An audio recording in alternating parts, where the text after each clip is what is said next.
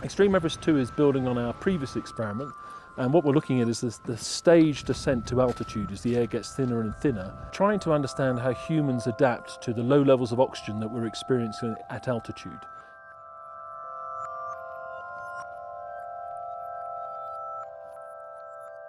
The expedition is a huge research project, and we've set up a number of laboratories to test volunteers as they ascend higher and higher up the mountain to Everest Base Camp, where we are here.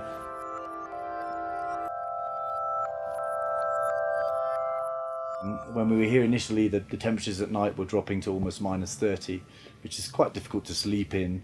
And when you get up in the morning, it's still -10 or so.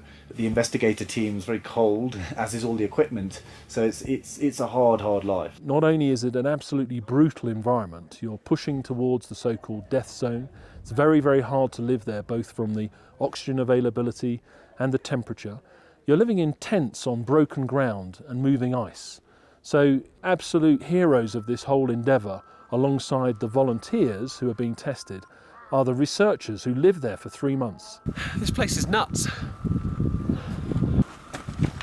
So where we are now, 5,300 metres above sea level, and there's approximately 50% of the oxygen in the atmosphere that you're breathing than we will find at sea level. We all work in places where patients are short of oxygen. For diseases of the lungs or heart or other parts of the body mean there's less oxygen available for the organs. And some people cope with that and some people don't. If we look at a group of, let's say, 100 people admitted with a pneumonia, you treat them in exactly the same way and about 25% shake it off straight away within a week or so. There's about 50% that we need to bring into hospital and it takes them a month or so to get better. Just another 25% that crash and burn within a week and they die as a result of exactly the same pneumonia. Now, a fundamental difference between those is how quickly they can adapt to the lack of oxygen. And it's exactly the same sort of thing we see up here. 25% don't notice it, 50% find it difficult, 25% find it really hard. We have very strong evidence now to say they're exactly the same mechanisms. And if we can understand that, we can come up with different treatments and possibly even different drugs that will move everyone into that rapid adapting group and therefore increase survival. One of the striking things is how tolerant the Sherpa people are of the low levels of oxygen.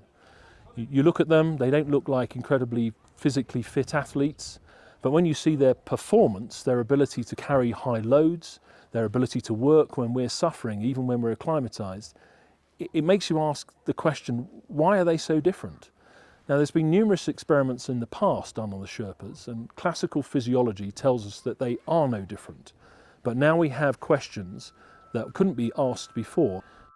It's something going on at a cellular level, right down in the tissues, in the muscles, and within there it's the fuel cells. They're called the mitochondria, where the oxygen is used. And that's what we're exploring in great detail this time. The three important things that we're looking at are the microcirculation, the mitochondria and nitric oxide, which may control those two, are very relevant to the kind of things that we see in our intensive care patients. And it may be that we need to shift the way in which we treat intensive care patients based on what we find here. One of the big parts of Xtreme Everest 2 is looking at nitrates, which are little chemicals that are released into your bloodstream and help to change how big or how small your blood vessels are. So we think if your cells are low on oxygen, then your body might be releasing more of these nitrate chemicals in order to deliver more oxygen. It's a bit like if you've got a traffic jam on a road, then you get the builders in to build more lanes so that more people can travel at the same time. So nitrates are a bit like the builders, perhaps. We believe that we're right on the cusp of making a fundamental discovery that will have a major impact on our patients back at home. The science of it is just so interesting, and to be able to come here and not just do science but see this is amazing. The amount of data that we will be able to take home from this and analyse and hopefully change the way that people think about low levels of oxygen in critically ill patients. If we can change that, then it will definitely have been worth coming up here time and time again.